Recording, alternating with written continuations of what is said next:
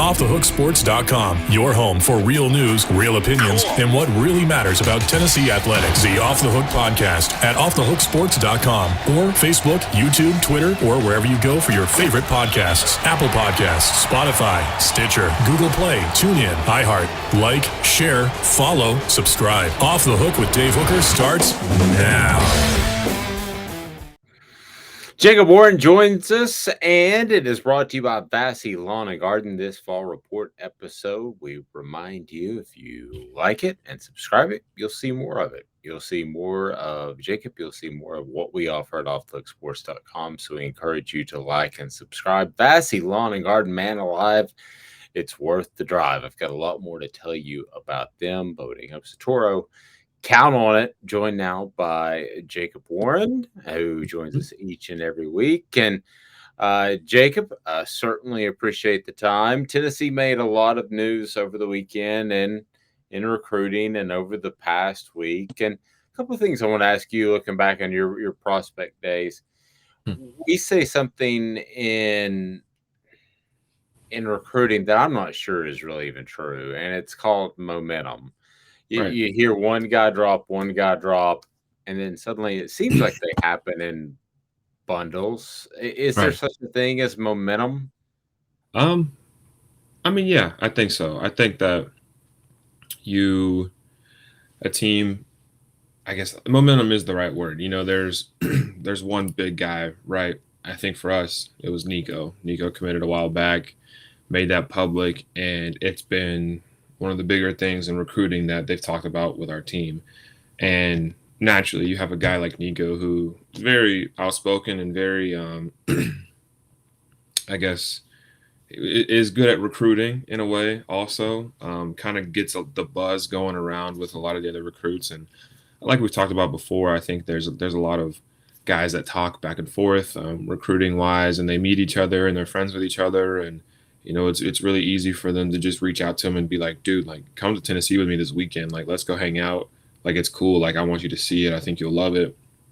Next thing you know, we picked up another 4-star. We picked up a 3-star. Or we got a crystal ball for, whoever. And so the more buzz around a program, I think the more that's really the momentum you're talking about is just the buzz, the publicity, just the trend, I guess, is how it goes. I mean, Tennessee obviously has a lot of that. You mentioned Nico. Just your thoughts on him and meeting him. I'll let you pronounce his last name if you want to. Not even gonna try. Still going Nico. But you said you actually met him on a visit where, I don't know if it's a long hair or if it is the reaching out to a lot of different prospects or just being a young guy or just seeming very confident. But he even admitted during his visit that some of the other prospects thought he was cocky. And I don't know where that came from, but he said that, not me. But you said he wasn't like that at all.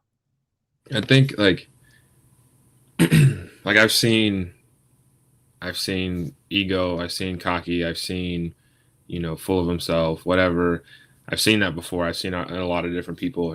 And naturally, I think with a kid like that, like it's going to happen. Like he's going to carry himself in a confident way, in a way that, he is somebody, right? He whatever he's doing, like the way he carries himself, that he's like the big dog. And that, like, to me, like if it doesn't affect the way he treats people and the way that he talks and handles his business, then like I don't see a problem with it. There's nothing wrong with holding yourself, kind of whatever, puffing your chest out and holding your head high and telling you like I am the guy. I love being the guy. Yeah. I think that's kind of how he is. And like I've mentioned, and I think we've talked about a little bit. When I met him, and obviously I'm on the team, like. He sees me, he probably looks up to me as someone that, just whatever, just the same way I did when I was committed to Tennessee. So he sees me in some type of way, but was immediately very easy to talk to, very, just humble, I guess. Like I think everyone, it's weird. You go in and you expect him to be cocky, you expect him to be overconfident and stuff. And when he just greets you with with a handshake and like hugs you and just says like, man, like I'm happy to see you. Like I've never actually met you in person. I'm happy that we're actually able to connect. Like I respect that and I appreciate him for that. Just being willing to actually just be real and be himself, I think is I don't know, I'm going real roundabout, but I know I wouldn't say it's cockiness. I'd say it's just true just confidence in himself and the process has obviously inflated his hit that in a way, which is what it is. But like that's how they are. They got to be confident. They got to be. They have that number one mentality. So Yeah, and I think the fact that you mentioned this to me before that he wanted to meet you, it would be easy if he were an ego guy to say, "Hey, here's a guy that's going to be gone by the time I get here. I don't really need to build a relationship with him. I need to build a relationship with his underclassmen." But he didn't think like that. or even the guy coming in and being like who are you? You know what are you're not going to help me get where I want to be or you can't give me anything or you know you're you know what I mean just coming in and thinking he's the next great thing whatever that's not the vibe I got from him at all. So And you don't have to tell me who it might be, but who's the guy that you came across that had the ego? Because you mentioned you've seen that before, and you don't even tell me if it's a Tennessee guy. um I mean I was like there's just moments that I can remember just being like that's just not like that's not right. Like you shouldn't be acting like that. And like I don't even know like I could think of a couple examples. Obviously, I'm not gonna just name them, but Sure. it's people on other teams. There's people on past teams here. There's just it's been all over the place, and naturally, it's gonna happen. Like you have a bunch of young adult men that are in there, and like I said, everybody's telling them how good they are, and you know everybody in their hometown is rooting for them, and you know thinks they're the greatest thing since sliced bread, and it's all just comes together, and then now they might start treating people different, might start acting different, whatever, and um, it's pretty obvious. But I appreciate those who go against it. Did you ever go on a recruiting trip and say, "Man, I hope that we don't pick the same team because I really don't want to play with that guy"? No, no, no, Okay. no, So there wasn't even an ego that was even that close to even approach that. no. I'll say no. Okay, fair enough. Nico has reached out to guys via social media, hmm which I find interesting. I've seen that happen a couple of other times. And, some guys want to be active recruiters, some guys don't. Mostly the quarterbacks want to be active recruiters. But Yeah, when you have a guy that's reaching out to you that's not a coach, that is a bit more of an objective third party that's chosen a school and reaches out to you, what kind of weight does that carry? I think like even within a program, I think the players like us, me, my teammates, we have more not more effect or more pull, but I think being around us and being just truly like feeling like you're a part of the team on your recruiting visit is what these guys really want, right? They want to be around the guys. They want to see what it's like to hang out with us and, you know, see if they mesh with us with our culture and just kind of how they fit in. And I think it's similar if you have like a recruit like Nico or something who he's come here, he understands what we got going on, and he's just like as excited as anybody to get here. And I think it's easy for him to kind of communicate that excitement and kind of get other guys on board that might be on the fence or just anything. Like if you had just bought a new washing machine and you were really excited about it, and I'm in the market for a washing machine, like I'm gonna come or a Toro lawnmower, right? That's right. I'm looking Count for on a it. I'm looking for a lawnmower, and like the guys to go to, and that's just the same thing. Like if I'm looking for a school, and I know Nico is a good buddy of mine, and he obviously is all bought into it. I don't see why I wouldn't be interested, if that makes sense. Yeah, and then I thought that Tennessee also over the weekend in picking up Shadavion Bradley, Yeah, who's it's the huge. defensive end. I'm going to make a weird sort of argument. And I'm not saying one's more significant than the other, but Yeah. I do believe because, correct me if I'm wrong, that Josh Heupel's offense is pretty quarterback friendly. I Mm-hmm. think there are probably more than one guys named Nico or Arch that could run that offense at a high level. Okay.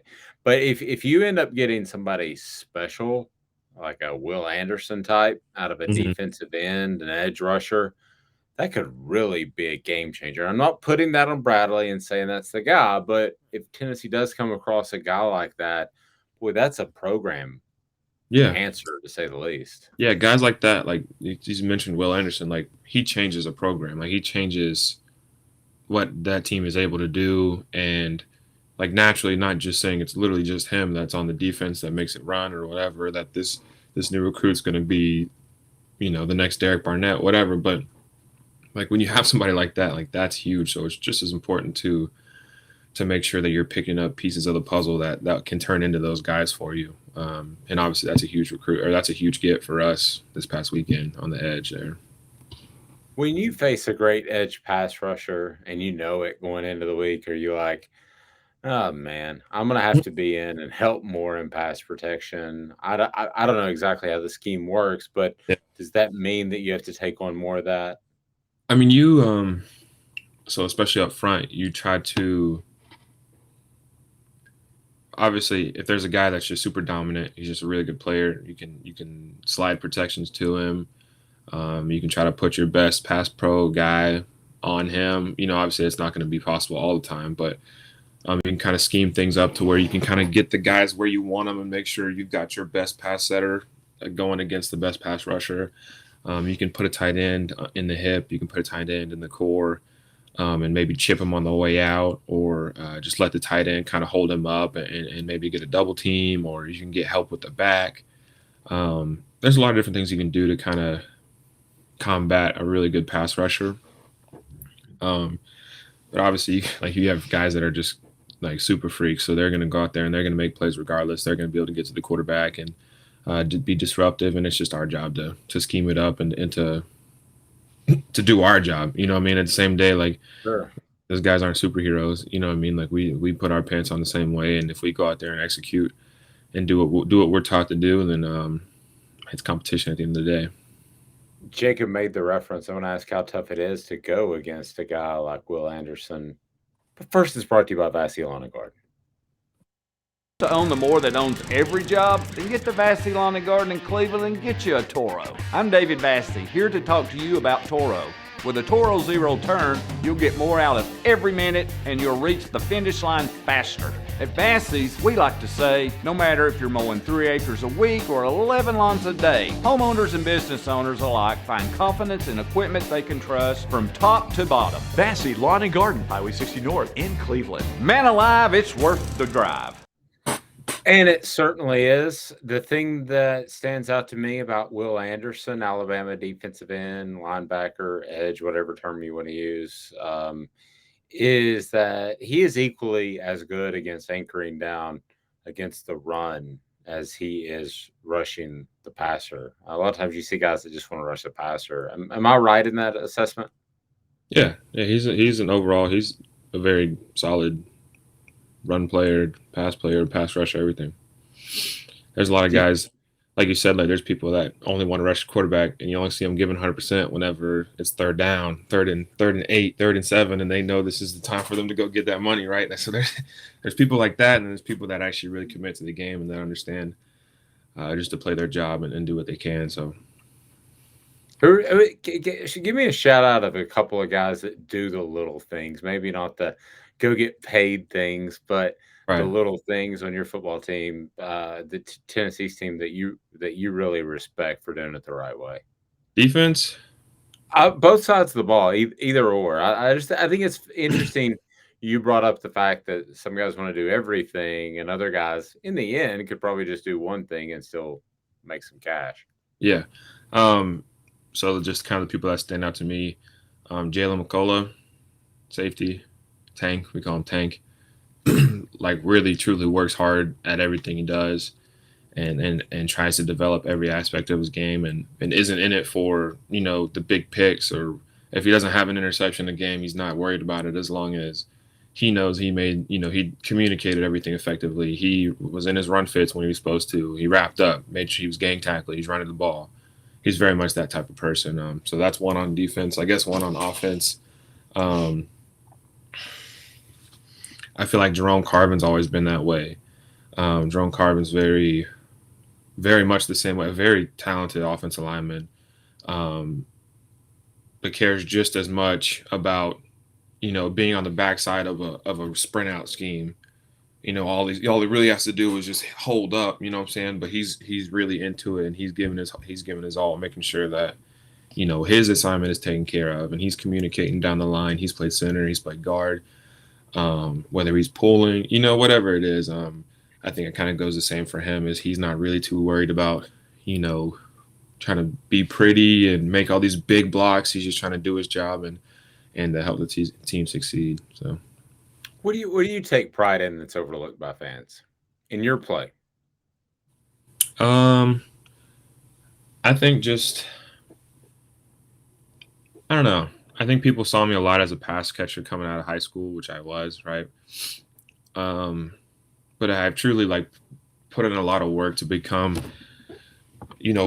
viable on all three downs, and being able to run block, being able to pass block, being able to catch the ball. I think a lot of people, and this is no fault to anybody, I think a lot of people will see Princeton, who's super athletic, super fast, great on his feet, good hands, can make plays with the ball, see him and are like, wow, that's our pass catching tight end, and this is our blocking tight end, and me, right? And I think people forget, I can still catch the ball, I can still run, I can still do all these things. And I don't know, not everybody does. I think a lot of people appreciate my game, and I get that from a lot of people.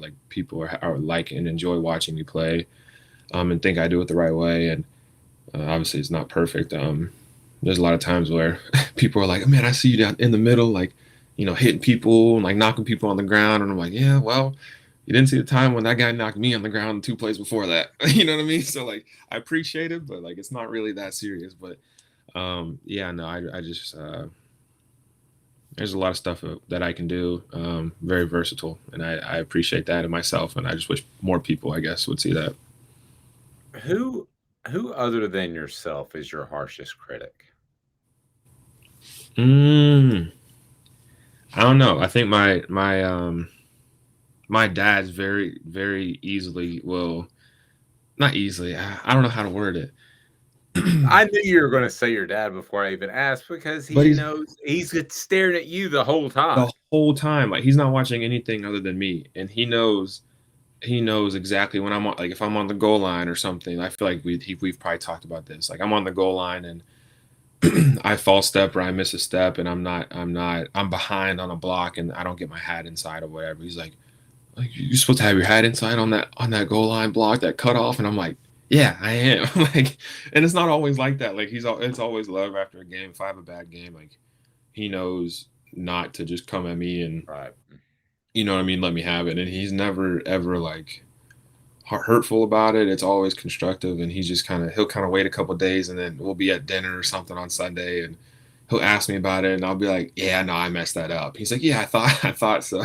But obviously understanding that it's all out of love, and he just enjoys watching the game and trying to help me get to where I want to go. So yeah, I mean, I have a son, and I think he could be playing with Tom Brady. He could be playing with all the superstars in the world, right, and I'm just going to stare at him the whole time.